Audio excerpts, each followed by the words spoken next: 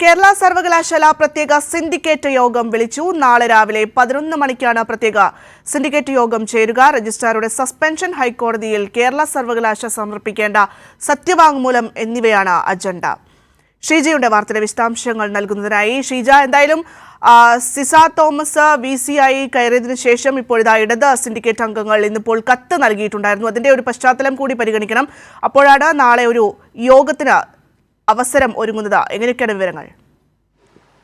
ഭദ്ര, ഏതായാലും ഇന്ന് രാവിലെയായിരുന്നു സിൻഡിക്കേറ്റ് അംഗങ്ങൾ താൽക്കാലിക VCയുടെ അധിക ചുമതലയുള്ള VC ഡോക്ടർ സിസ തോമസിന് കത്ത് നൽകിയിട്ടുണ്ടായിരുന്നത്. കത്തിൽ ആവശ്യപ്പെട്ടിരുന്നത് അടിയന്തര സിൻഡിക്കേറ്റ് യോഗം വിളിച്ചു ചേർക്കണം എന്നുള്ള കാര്യമായിരുന്നു. അതിന്റെ അടിസ്ഥാനത്തിൽ തന്നെയാണ് ഇപ്പോൾ സിൻഡിക്കേറ്റ് യോഗം വിളിച്ചു ചേർക്കാൻ തീരുമാനിച്ചിരിക്കുന്നത്. നാളെ രാവിലെ 11 മണിക്കായിരിക്കും സിൻഡിക്കേറ്റ് യോഗം ചേരുക. ഇതിൽ രാവിലെ ഇടത് സിൻഡിക്കേറ്റ് അംഗങ്ങളായ G മുരളീധരൻ, അതോടൊപ്പം തന്നെ ഡോക്ടർ ഷിജു ഖാൻ ഉൾപ്പെടെയുള്ളവർ ആണ് നേരിട്ടെത്തി സിസ തോമസിന് കത്ത് നൽകിയിട്ടുണ്ടായിരുന്നത്.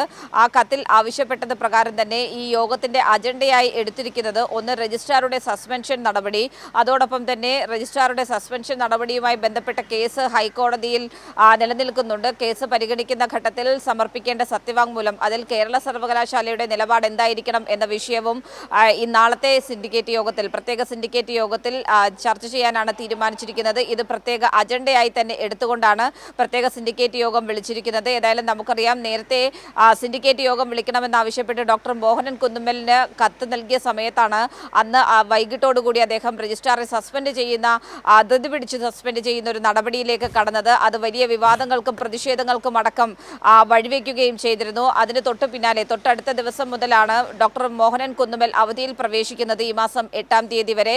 ആ ഒരു പശ്ചാത്തലത്തിലാണ് അധിക ചുമതല ഡോക്ടർ സിസ തോമസിന് നൽകുകയും ചെയ്തത്. ഇപ്പോൾ സിസ തോമസിന് നൽകിയ കത്തിന്റെ അടിസ്ഥാനത്തിലാണ് നാളെ പ്രത്യേക സിൻഡിക്കേറ്റ് യോഗം വിളിക്കാൻ തീരുമാനിച്ചിരിക്കുന്നത്.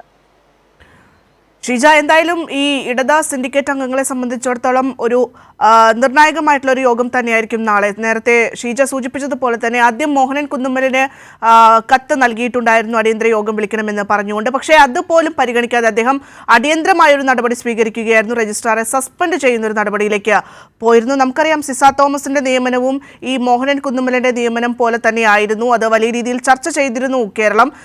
ഗവർണറുടെ ഒത്താശയോട് കൂടി തന്നെയായിരുന്നു അത്തരത്തിൽ ഒരു നിയമനമുണ്ടായത്. അതുകൊണ്ട് തന്നെ ഏത് രീതിയിലുള്ള പ്രതീക്ഷയാണ് ഇപ്പോൾ സിൻഡിക്കേറ്റ് അംഗങ്ങൾ വെക്കുന്നത്?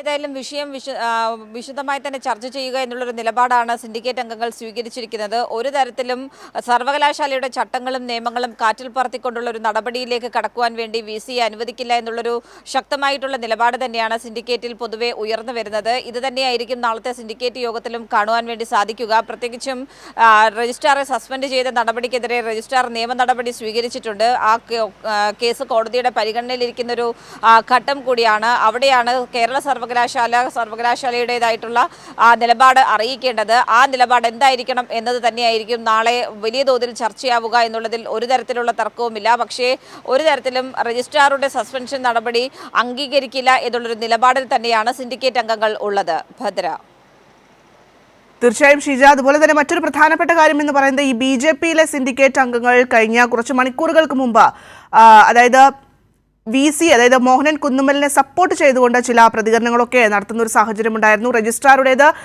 നിയമവിരുദ്ധമായ നടപടി എന്നൊക്കെ രീതിയിലൊക്കെ പ്രതികരണങ്ങളൊക്കെ നടത്തിയിട്ടുണ്ടായിരുന്നല്ലോ.